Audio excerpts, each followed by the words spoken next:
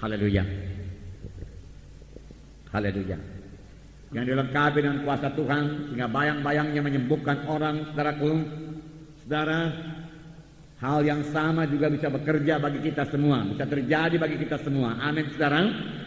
Yaitu kita bisa dilengkapi Tuhan dengan kuasa dari Maha Tinggi, dengan kuasa Roh Kudus, sehingga kita bisa mengerjakan pekerjaan Tuhan bukan dengan cara manusia, bukan dengan kekuatan manusia, hikmat manusia, tetapi dengan kuasa Roh Kudus yang memang sudah disediakan Tuhan bagi kita. Amin, saudara. Tuhan sudah menyediakan kuasanya itu bagi kita, saudara. Kita membaca Kisah Rasul pasal 2 ayat 14 sampai 18. Kisah Rasul pasal 2 ayat 14 sampai 18. Saya baca satu ayat, saudara baca ayat berikutnya. Mari saya mulai. Maka bangkitlah Petrus berdiri dengan ke-11 rasul itu, dan dengan suara nyaring ia berkata kepada mereka, "Hai kamu orang Galilea, dan kamu semua yang tinggal di Yerusalem, ketahuilah dan camkanlah perkataanku ini.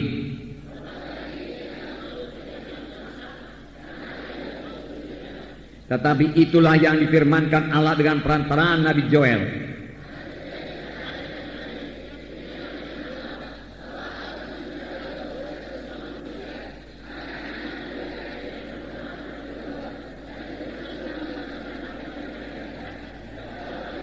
Juga ke atas hamba-hambaku laki-laki dan perempuan akan kucurahkan rohku pada hari-hari itu, dan mereka akan bernubuat."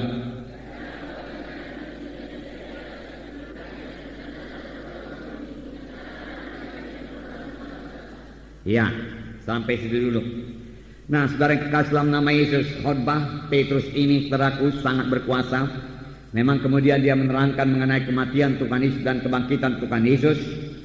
Dan akibatnya, saudaraku, 3.000 orang bertobat pada hari yang sama.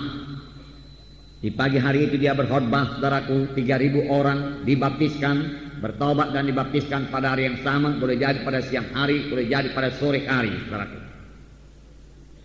Nah, ini terjadi setelah Roh Kudus memenuhkan Petrus. Perubahan yang luar biasa terjadi pada Petrus, sehingga Petrus pada waktu itu juga mengerti bahwasanya apa yang terjadi pada waktu itu, yaitu pencurahan Roh Kudus.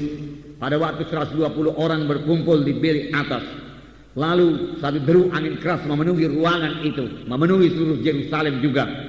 Lalu hinggaplah lidah-lidah api di atas tiap-tiap orang, dan mereka semua penuh dengan Roh Kudus. Dan mereka mulai berkata-kata dalam bahasa-bahasa yang lain seperti yang diilhamkan Roh kepada mereka untuk mengatakannya. Lalu semua orang terheran-heran.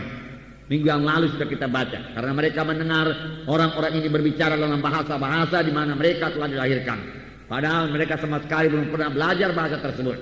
Nyatalah ini pekerjaan Roh Kudus. Tetapi beberapa orang mengolok-olokkan dan berkata mereka ini mabuk anggur. Segera Petrus berdiri dan berkata, mereka ini bukan mabuk anggur, tetapi inilah yang dikatakan oleh Nabi Joel. Inilah kegenapan nubuat Nabi Joel tersebut. Pada akhir zaman dia katakan, ya, aku akan mencurahkan rohku ke atas anak-anakmu laki-laki, perempuan, sehingga mereka itu akan bernubuat, teruna-terunamu akan melihat penglihatan-penglihatan, tua-tuamu akan mimpi berbagai-bagai mimpi, dan kata hambaku laki-laki dan perempuan akan curahkan rohku pada waktu itu, dan mereka akan bernubuat. Lihatlah, saudaraku, Petrus segera mengerti, saudaraku, nubuat Nabi Joel. Dari dulu-dulu, saudaraku, dia tidak mengerti. Ini bukan mabuk anggur, dia katakan. Ini adalah pencurahan Roh Kudus. Petrus berkata, nah, saudaraku, Roh Kudus itu luar biasa. Roh Kudus itu Allah sendiri, amin. Itulah yang diberikan kepada kita, diberikan Tuhan kepada sidangnya, saudaraku. Dan Petrus berkata, anak-anakmu laki-laki dan anak-anak perempuan akan bernubuat, sesuatu yang sebelumnya belum pernah terjadi. Roh Kudus dalam perjanjian lama hanya dicurahkan kepada nabi-nabi, raja-raja, imam-imam. Rakyat biasa tidak menerima Roh Kudus. Dia dibaptiskan, dipenuhkan dengan Roh Kudus. Tetapi dalam perjanjian baru, setelah Roh Kudus menerobos ke atas 120 orang, dan mereka semua penuh dengan Roh Kudus, dan hidup mereka berubah. Dan firman Tuhan berkata, anak-anakmu laki-laki perempuan akan bernubuat. Saudaraku, ini belum genap dalam hidup kita, saudaraku. Biar kita rindu, lapar dan haus. Amin, saudara. Ya, firman Tuhan minggu yang lalu mengajak kita supaya lapar akan perkara-perkara rohani, haus akan perkara-perkara rohani. Seberapa besar kehausan kita akan perkara-perkara rohani, sebegitulah berkat Tuhan yang diberikan Tuhan bagi kita dalam perkara-perkara rohani. Amin. Kalau kita pun tidak merindu terhadap perkara-perkara rohani, maka merasa puas akan perkara rohani. Saudara, secara dunia saja kalau orang tidak haus tidak bisa dikasih minum, saudara. Tetapi kalau saudara lihat orang yang haus, saudaraku, haus sekali, saudara, apa saja pun bayarannya, dia mau membayarnya. Asal saja kehausannya itu dapat dipenuhi, saudara. Oleh sebab itu mari kita haus akan perkara-perkara rohani. Saya katakan hari Minggu yang lalu, haus akan urapan Tuhan, haus akan tanda ajaib, tanda mujizat, ya. Haus akan perubahan dalam hidup kita ini, ya. Kenalah kemiskinan kita akan perkara-perkara rohani, sehingga kita haus, baik kita dikenyangkan, baik kehausan kita itu dicukupi Tuhan. Firman Tuhan berkata, berbahagialah orang yang lapar dan dahaga dan haus akan kebenaran, karena mereka itu akan dipuaskan. Nah, mimpi, berbagai-bagai mimpi, melihat penglihatan. Biar kita pertama-tama peka akan hal seperti ini. Itu pekerjaan Roh Kudus. Lebih daripada kemampuan manusia. Manusia biasa tidak bisa dapat seperti yang dikatakan mimpi, berbagai-bagai mimpi. Mimpi yang punya arti. Orang dunia ini semua bermimpi. Tetapi dia tidak tahu artinya apa, saudara. Tetapi sama seperti Yusuf, saudaraku, mimpi Firaun pun bisa ditafsirkannya dan membawa keuntungan baginya, saudara. Ini semua pekerjaan Roh Kudus, dan Roh Kudus masih bekerja sampai sekarang. Amin.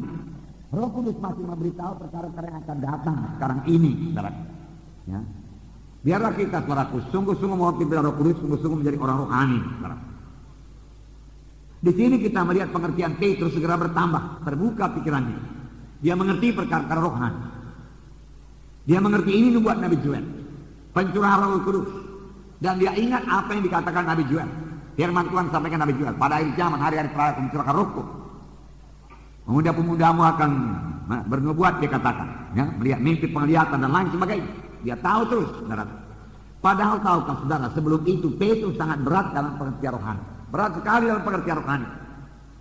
Tuhan Yesus menceritakan kepadanya, saudaraku, bahwasanya dia akan disengsarakan, disalibkan, mati, kemudian bangkit pada hari yang ketiga.